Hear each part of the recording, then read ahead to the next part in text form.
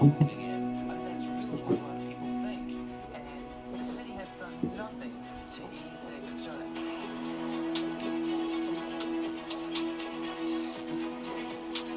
So a former governor of New York says crime connected to the asylum crisis is going to make people leave the city. But what many people upset about this are missing is that when asylum seekers do commit crime, in many cases they're just doing things New York has already decided it's not going to police and has in most cases decriminalized. Like, for example, our open-air theft markets and rampant street vending. Those things happen because New York tolerates massive amounts of shoplifting, and stolen stuff has to get resold somewhere. And it's being stolen and resold by people of all backgrounds, not just asylum seekers. And all that crime in Central Park, well, that's allowed because in the city we don't lock up people who steal things or people who assault others. Plus, in many cases, theft isn't even considered a violent crime, which is why most criminals get released, even if it's not their first offense. But that being said, some of the crime, like gang activity, permeating New York City's expensive shelters for asylum seekers, that's particularly alarming, especially when it's recently leaked that weapons are making their way inside what are supposed to be humanitarian facilities, transforming them from rehabilitation centers into minimum security prisons that push the innocent into lives of crime. But would that be happening if New York punished people who carry illegal weapons? Probably not. Either way, New York is trending in the wrong direction as far as public safety is concerned. And this is changing certain parts of town that used to be iconic and picturesque, but are now known for rising levels of robbery and assault. Which brings up a big question. Is the asylum crisis the real reason we've got more crime in this city? And if it is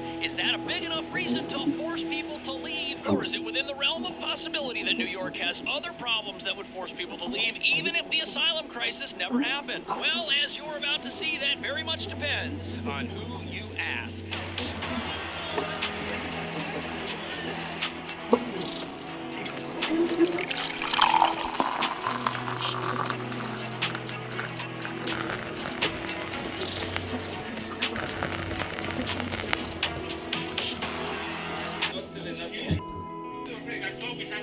So, no matter who you talk to in New York, the effects of crime are visible and all around us. Inside this store right here, you got 3 security, and you got 90% of the store covered in plastic, yet even still, someone was in there trying. The Lord is my shepherd, I shall not want.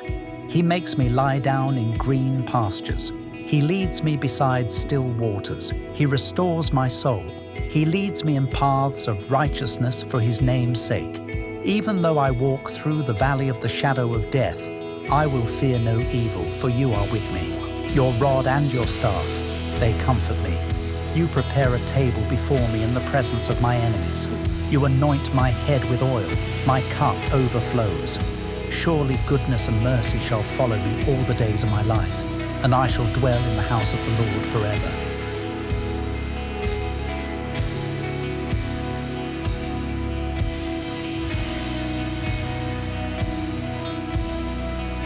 Psalm 23 is one of the most beloved and well-known passages in the Bible, written by King David.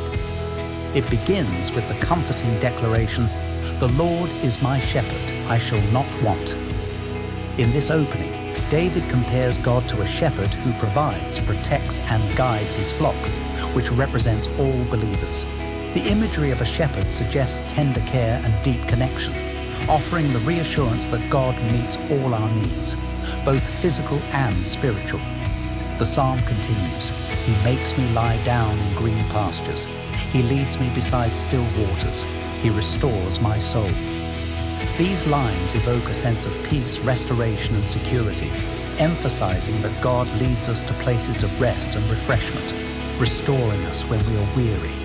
As the psalm progresses, David speaks of walking through the valley of the shadow of death, but fears no evil because God's presence offers protection.